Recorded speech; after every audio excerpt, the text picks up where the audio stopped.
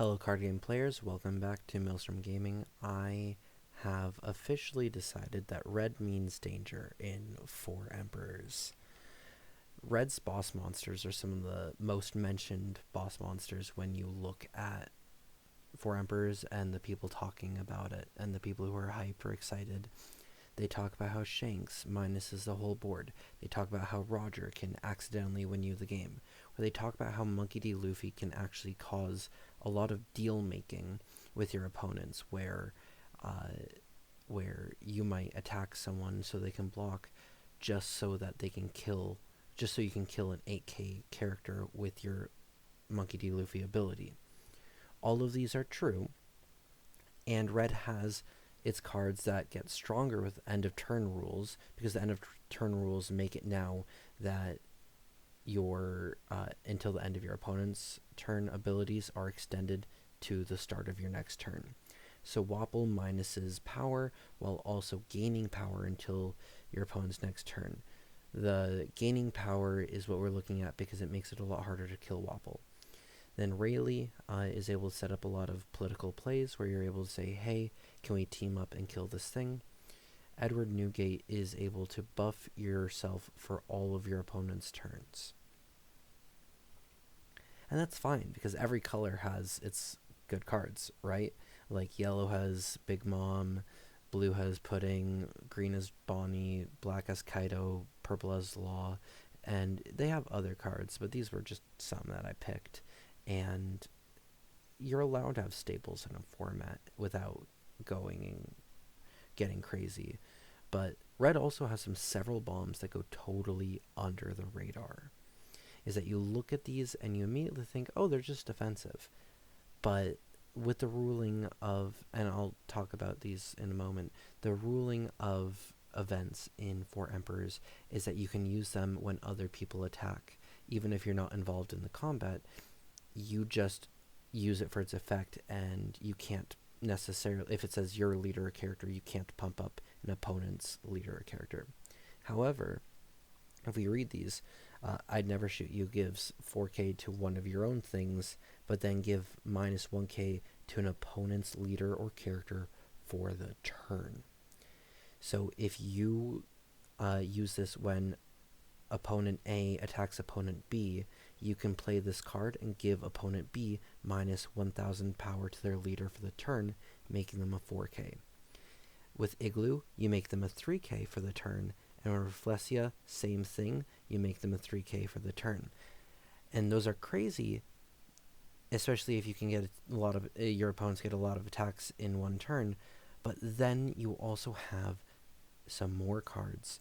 It doesn't stop there, they get really strong.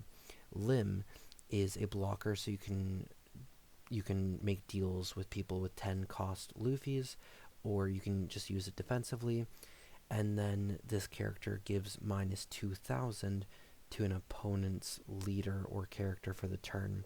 Happiness Punch is the strongest effect that does this. For 1 Dawn, gives minus 2, and if your leader is active, gives another minus 1, both of those for the turn. And Shanks, as your leader, once per turn, you can activate it to give one of your opponent's leader or characters minus 1000 during this turn. Same deal. Opponent A attacks opponent B, activate Shanks, opponent B's leader is 4000, play Happiness Punch, opponent's leader is now at 1000 power. You can do a lot, you have to work in cooperation with your opponents, but you can deal a lot of damage through these abilities. Red went from a good aggro deck or a good big stuff deck to a powerful weapon in political gameplay. It has effective and repeatable removal, effective being 8-cost Rayleigh, repeatable and 7-cost Beckman, repeatable being 7-cost Whitebeard. You also have a Pell that can KO on attack. Cards that encourage your opponents to attack your own opponents. So the event package and the leader, it really drives your opponents to attack each other, and you'll gain some attention in doing that, but they'll be a lot more likely to attack your opponents. Now, people won't want to always make deals with you. They won't want to do it too much, but the moment they stop doing it, you can just turn to another player and say, hey, they're the target now. Sound good? So, next up is how would I build red? This is my own Shanks deck. I just made this and I've play tested it. It's awesome. So you have your leader with that -1,000 each opponent's turn, and then you have this event package. You have Rafflesia, you have Happiness Punch, I'd Never Shoot You, 10-layer Igloo, and Limb. Limb's not an event, but those 5 cards get you your combo. Then you have Buggy to get you any of those events, and seeing as 2 of those events are Straw Hats, we have a Nami and 2 years in 2 years to Sabaody. Now, of course, with Nami and Sabaody, we're going to want to include more Straw Hat cards, and with Buggy, you're going to want to include more events. We'll get there in a moment. With 12 to 13 2Ks in a 50 card deck, which is what regular constructed is, that would roughly equal to 15 2Ks in a 60 card deck, so I tried to stick to that number. These 2Ks in the top left are for KOing on attack. The ones in the top right are about power minusing. The bottom left would be about card advantage, and the bottom right is about getting through and trying to do lethal. So it can either remove blocker ability or it can pump up your whole board. Alright, then we have these, which these are just generally decent cards. Luffy, Usopp are threats, and then Tony Chopper is a card that is a blocker as well as harder to kill during an opponent's turn. It is a 2K, so it's a lot in one. Alright, next up is blockers would allow you to make powerful deals with opponent who has 10 cost Luffy. They're also cards that are just defensive. And so if you look on the slide, you'll see that there are some grayed out cards. If you see any grayed out cards in this slide, it's a card that appeared previously in the slideshow, and it's so you can see what cards are double dipping and are able to be used for multiple things. So of course you have Limb, you have Krina, and you have Chopper for power minusing. You have Rayleigh for card advantage. You have Lucky Roo for KOing.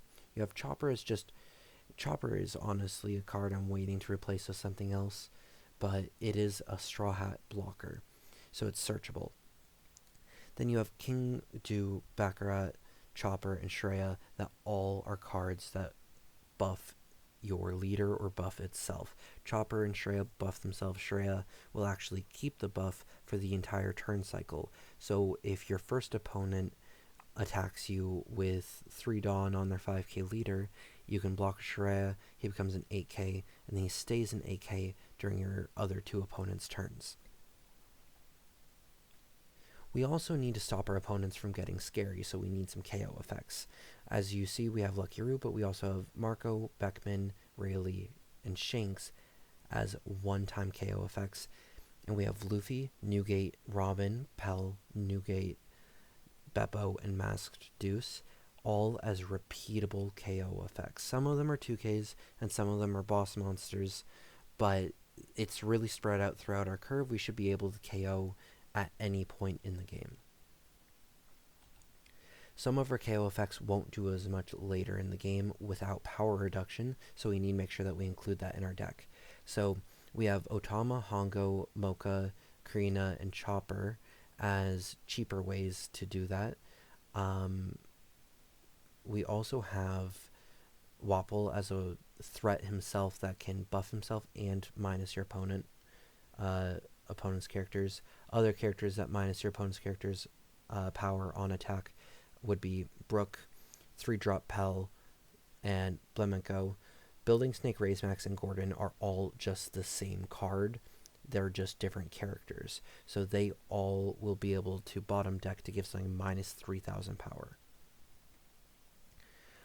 Some of our bigger things that do that would be Rayleigh and Shanks. Shanks being the most threatening to stay on board because it minuses all of your opponent's characters every turn. We also have some more events that we're playing alongside our other event package to add consistency to our searchers. So we have Bad Manners Kick Course as a way to be able to debrick. We have Divine Departure as a counter or as a kill spell. We have Red Hawk as a counter and a kill spell. there's no way you could defeat me as a kill spell that you use during an opponent's turn. Since you have so many event counters, they won't necessarily see this coming. You have a Zerd Dragon, Stamp, Flowing Water, and Jet Pistol as simple kill a 5k, kill a 6k. Then you have Gum Gum Mole Gun, which can minus something and KO something. You will usually have something big enough for this to be able to kill 2k. And the last section is for how we are going to actually close out our games. We have Dragon as a rush character and a boss monster, and Dragon's going to be nice. There are a couple of cards that we have that care about having Dawn attached, otherwise we can just go big. Zoro is a rush character. This first Luffy, there's an anti-block effect here that Dragon can trigger, or you can just put on Dawn onto Luffy and he can get through blockers.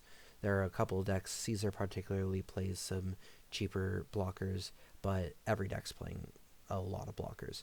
Then you have the newer Luffy that on attack gives Arrested Dawn. He can actually give Arrested Dawn to himself and make himself a 7k. Then you have Gold Roger as the rest of the characters are rush. Gold Roger is an alternate win con, but also the biggest character in the game. Then there's Monkey D. Luffy as a rush character who can make deals because of the anti-blocker, but if you're not the popular player at the table, then it can always act as an anti-block effect.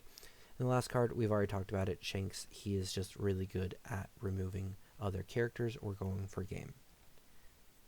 So my closing thoughts about Red in this format.